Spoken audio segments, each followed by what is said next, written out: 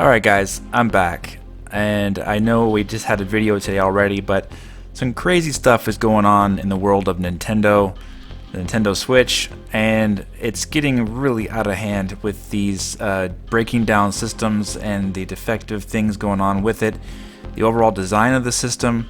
I have the Switch, and I'm going to show you a video that I made of it in comparison to the Wii U gamepad, but basically I saw a video just a little bit ago of Shokio, and he was trying to play The Legend of Zelda Breath of the Wild, and the Switch started making a crazy sound. Basically, the system is breaking on him, and he doesn't know what to do. It basically sounds like it's revving up, gonna blow up on him or something. But here, I'll play a short clip of it.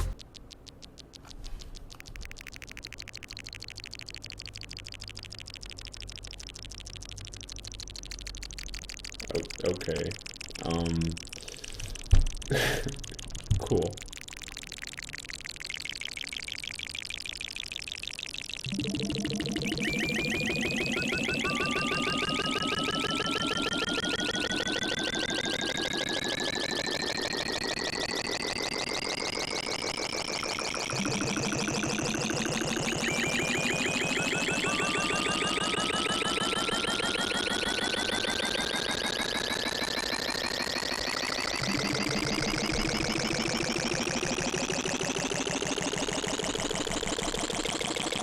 So I feel really bad for him, and I feel bad for anybody that has this happen to him.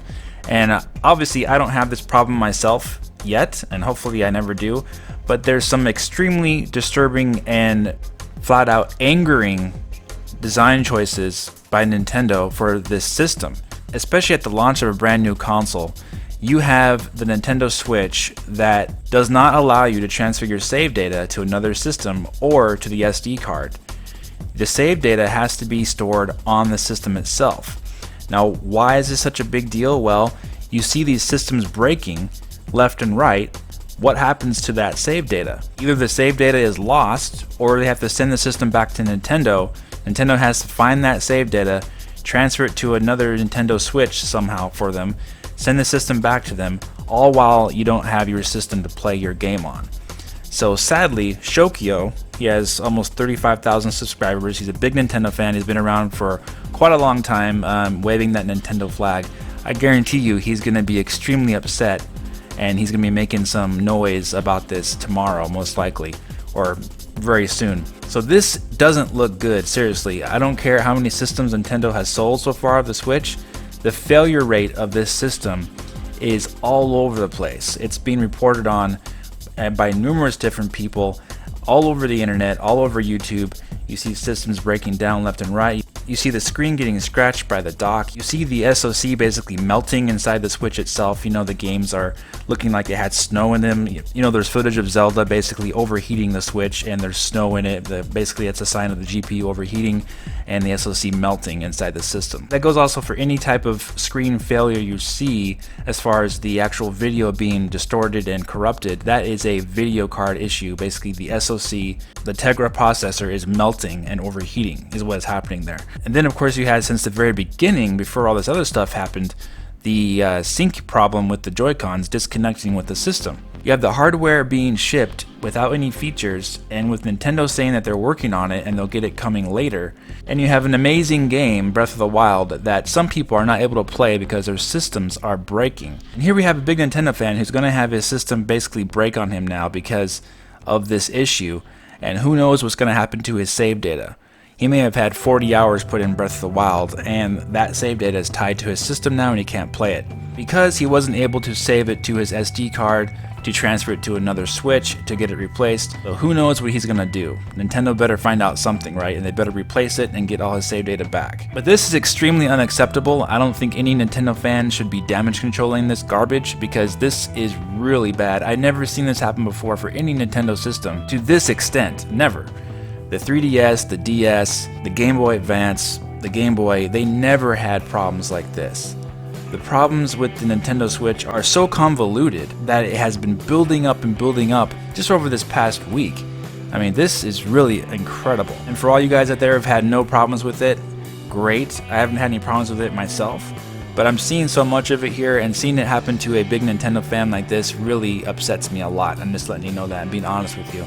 So this is really disturbing, and I really hope Nintendo does some kind of a recall or does some kind of remanufacturing of getting these systems working properly and having the fail rate not be so high. I know there's no report on the fail rate, but this is making the rounds much more than anything else I've ever seen for a Nintendo system. So if you guys think that, oh, it's just the internet and YouTube's big and everyone's putting videos up, no, I'm seeing a lot more issues here, and I've heard it from you guys in the comment section that you're having issues with the Joy-Cons, and some people are having other issues as well. But after seeing what happened to Shokio, that just seemed like enough was enough. You know, I had to say something and express myself. I'm frustrated with this because I don't want this looking bad on Nintendo and their name. You know, their brand name is known for quality. This system so far doesn't look like a quality product as far as its failure rate is concerned. It looks like a quality product as far as when you hold it and play it and everything when it works. But all these system failures and all these disconnects, all these problems with the design of it, and how they poorly designed the Joy-Con straps, how they get attached backwards and you're unable to remove them, that's just a terrible design. How the dock is designed and how the screen doesn't have any protection on it. Take a look here at what I did and compared the Wii U gamepad with the Nintendo Switch console. Take a look at this. Alright guys, so here we have a comparison between the Wii U gamepad and the Nintendo Switch console. Now, I haven't heard many people talk about this in videos or comparisons or anything, but there is a big difference in the screen, and that is in the protection of the screen. So with the Wii U gamepad, for example, you have the touchscreen has the borders on it right here, and the borders basically protect it. Like if you drop it, it's going to basically, the screen's not going to get broke, and then, you know, necessarily, unless you drop it really badly. The screen is kind of protected there. There is a indentation there, a border like a frame that's protecting the screen. So my concern with the Switch, and for why it's getting scratched when it's docked, is because the border is not there. There is no border on the Nintendo Switch.